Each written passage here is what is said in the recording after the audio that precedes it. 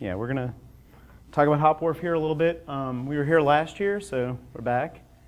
Welcome back to Iowa. John's going to make sure he cuts me off so I leave him some time to talk. So I'm just going to skip ahead because we got a lot of slides. Basically, quickly go over kind of what happened over the last year. First, before that, at least tell you what the heck HopWRF is. We're kind of the Walmart of wharfs, I guess you could kind of think of us. We're cheap, and but every now and then we do something that might be helpful to you. So, come on, there we go.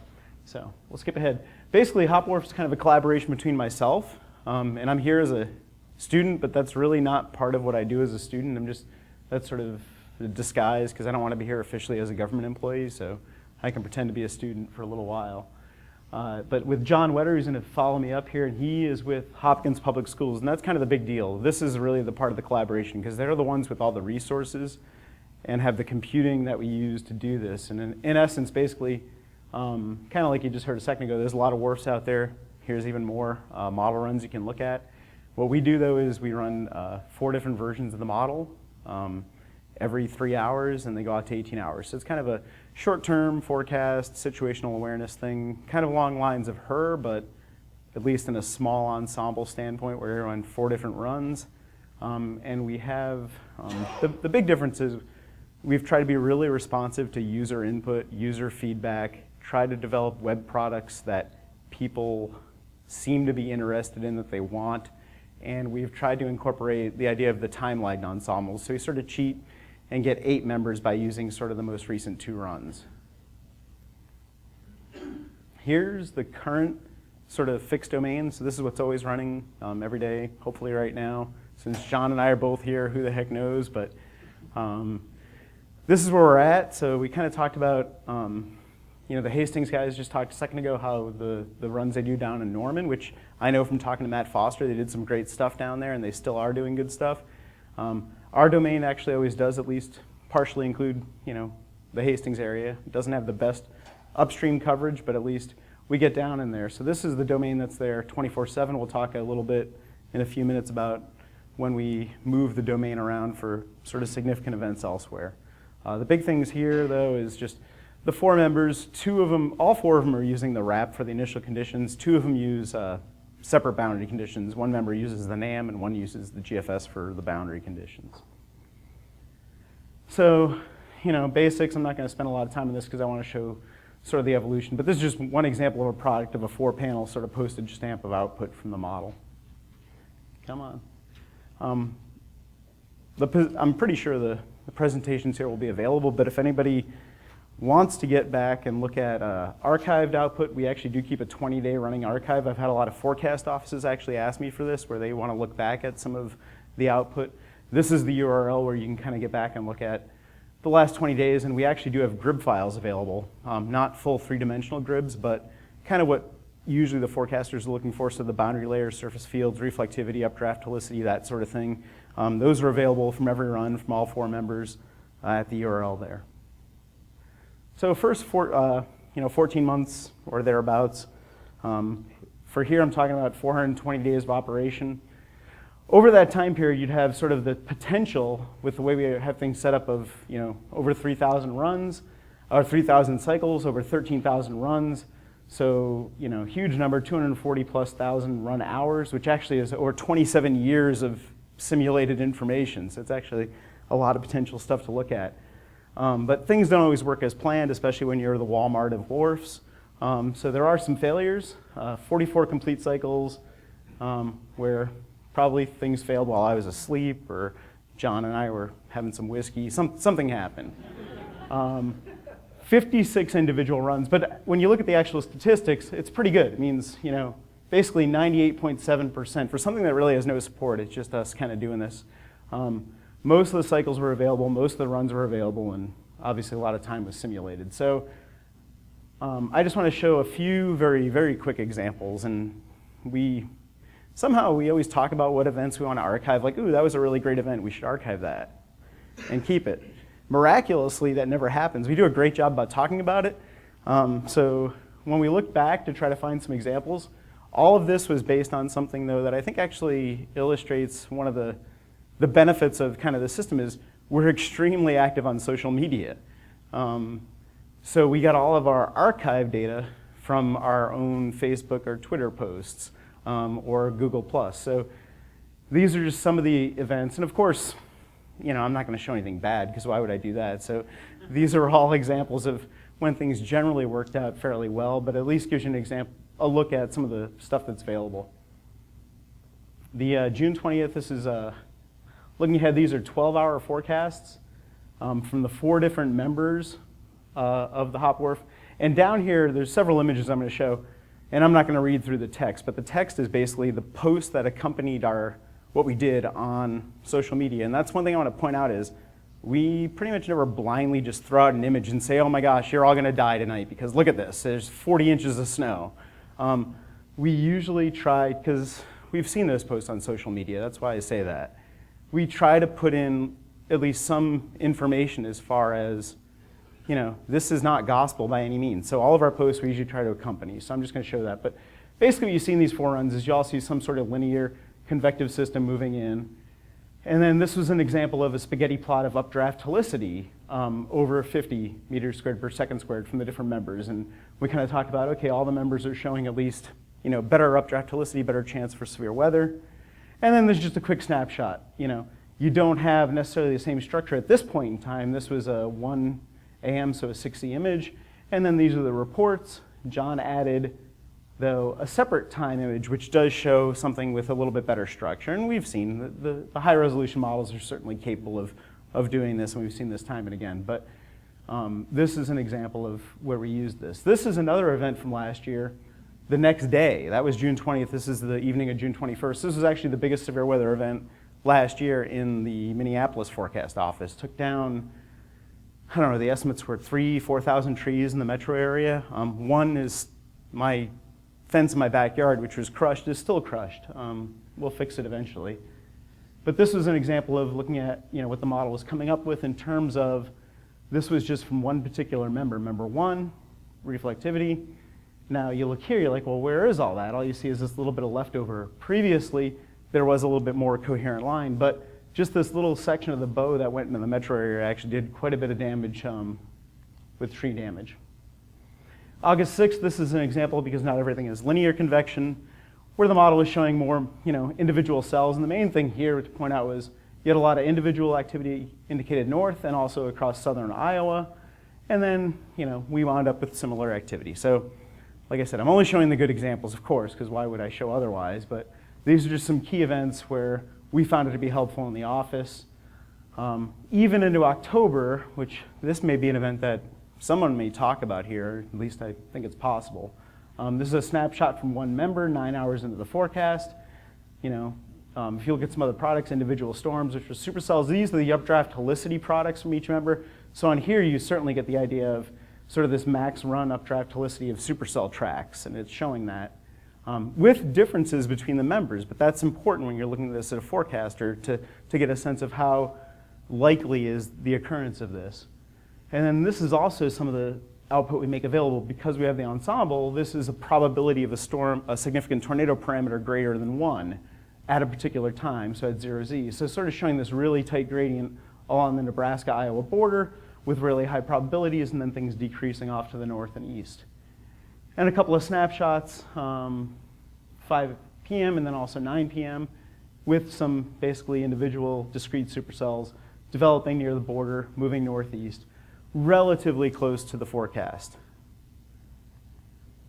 And then, not to leave out winter, February 20th, a really significant winter storm that affected much of Minnesota. This is the only one where I'll actually kind of go into the text here, was where we kind of talked about this. Was one big thing that showed up here was the tracking was west of a lot of the previous runs, and really a lot of the heavier snow was more in line with the Twin Cities area. And for snowfall, we actually right now, at least, we're going to probably add to this, but we generate snowfall amounts based on the QPF, but also based on snow ratios, because you kind of have those two things. And we sort of had a fixed 13:1 here on the right, which had higher amounts, and then a method on the left that incorporates sort of the thermal profile, which knocked them down a bit. In the end, things wound up closer to the sort of the method that uses the thermal profile, and you still wound up very similar track amounts basically 6 to 10 with some amounts up over a foot. So a good amounts here. And then before I give things over to John, I'll kind of lead into just one thing we do is we sort of learn to hop around. The HopWRF is based on the fact that Hopkins Schools is involved, but we sort of use the play on words where we've moved the domain around in several cases. One particular case, which I know will be talked about here, is November 17th, where we relocated the domain down to our south and east, and these are the updraft helicity tracks from that event. You see a lot more agreement than you saw in the previous one in terms of the development and the idea of very long track supercells, which we certainly had in that event. And then the storm reports from that event. So I won't go into too much. Here's a quick example, though, of other times where we've moved around. During November, we relocated several times up the East Coast for a storm. In January, February, again in February, March. And there were other examples other than those. So I've talked about most of this. Big things in terms of challenges, limited members, limited domain size. Right now we're just running the ARW core and we're only going out 18 hours. So those are things we'd like to improve upon and change with time. And John will kind of lead into that a little bit here in the next few minutes. All right. So looking at some of those weaknesses, we'll talk about things that we're going to be looking at to try to strengthen up some of those areas as well. So first question, who uses HopWRF? First, we get a lot of traffic for the website. We also took a look at all the AFDs, so the area forecast discussions issued by the Weather Service offices around the country. And this is all everything. So for the last, since last February through March 15th, we've had 523 mentions in the AFDs throughout the country. And you can see MPX, of course, is the biggest user right now just because it's local and we've had a lot of discussions about what's happening there. But you can see Des Moines and Omaha also reference HopWRF quite a bit in their discussions as well. Something that's interesting, though, is you look at this as an overall and then shrink that down to just the last few months, so just 2014. And you see a lot of other offices really starting to reference HopWRF products throughout their discussions. So the piece of the pie that MPX is taking up there is scaling back as we're moving forward. So really it's exciting to see that a lot more offices looking at it. We're getting great feedback from different Weather Service offices, tweaking things, adding things. It's really been a good back and forth discussion. Through the website, this is just looking at our traffic through Google Analytics over the last year, really pointing out a couple of our big events. So you go back and see our number one severe event was at June 2021, but then February 20th actually came up and beat that out here as far as being our top event through the last year and a half or year and 4 months or so. So we have over 200,000 page views. Average visit is 9 pages, so average person that hits our site looks at 9 pages while they're there. Average duration time for any one visitor is about 6 minutes. The number that's been increasing recently is the number of new visitors is increasing. Right about 27% of our visitors that hit the site are brand new. And an interesting trend we've been watching is we're getting more and more mobile browsers hitting our website. So we designed the site in a way that works well for iPads. We sized it correctly to fit on an iPad screen. And so we're starting to see those numbers come in a lot more now. Then on the right, it's a little bit difficult to see the outline of Minnesota, but you can actually, using Google Analytics, tell where people are coming from to visit the page. And so you're really seeing a section all across the Twin Cities area, of course, is the big area, but across Minnesota and really the upper Midwest, you see a lot of traffic coming through. Interesting thing to look at the actual data. So when do people actually look at the models? So the top graph here is during the day, so starting at midnight on the left, and then going through the day to midnight on the right, looking at when people really hit the site to look at model runs. And you're seeing that from about 8 a.m. through mid-afternoon, 3-4 p.m. is really when we get most of our traffic. Interesting event, though, that kind of goes against that is the bottom event here. So January 29-30, we had a snow event that really changed late in the model cycles. During the day, the NAM, pretty much everyone had it down southern Minnesota event, like a Albert Lee, 3, 4, 5 inches of snow. And the 18Z and 21Z HopWRF runs really brought that north right into the cities. So we ended up at doing a winter storm warning at 7 p.m. for the next rush hour morning. So not ideal, but still gave the lead time though, because you had that fast update, high resolution model that gave confidence to move into that. And you could see, from 6 p.m. to midnight is when we saw most of our traffic through that day. Use of the web page, interesting number, and I'd really love to change this first number. So we've got 22% of the people when they come to our web page hit just member 1. So you're running a 4-member ensemble, but a lot of people that are hitting our web page just are looking at that first member of the ensemble. So really thinking about an ensemble setup, you really want to make sure that you're taking into account the rest of these members. Postage stamps have come up quite a bit. That's usually what I hit first. So we've got 25% on that now. But really hitting those postage stamps, the ensemble products, and the plumes and the spaghetti plots are really, I think, something that we need to help get people using a little bit more. So social media, everybody like us and follow us on Twitter. We've got a lot of followers really coming on. Facebook has really come up really fast in the last few months. So where we're going with the data use, this is where we're talking with the community, the weather enterprise as a whole, and where the data can go with it. We've been working with Justin and the crew up at KCRG with getting those grid files into their broadcast graphics systems as well, so that we can get HopWRF graphics on air as well. So, and anybody who can ingest the grid data, we'd be happy to work with you on getting that data in there. Next one, of course, is into AWIPS. So at the Weather Service offices, I guess if you've read a service assessment anytime in the last 5 years, you know that shows up of them wanting to get the CAM models, the high resolution models, into the offices so that they can use them. It's mostly been a bandwidth issue at this point.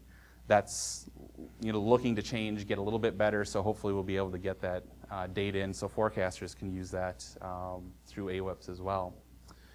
And the other piece is into emergency operations centers. We're already doing that some, where we have graphics that we don't publicly post the URLs to, but graphics that auto loop and refresh themselves so that they're really easy to use in an emergency operations, kind of a heads-up display type of a scenario.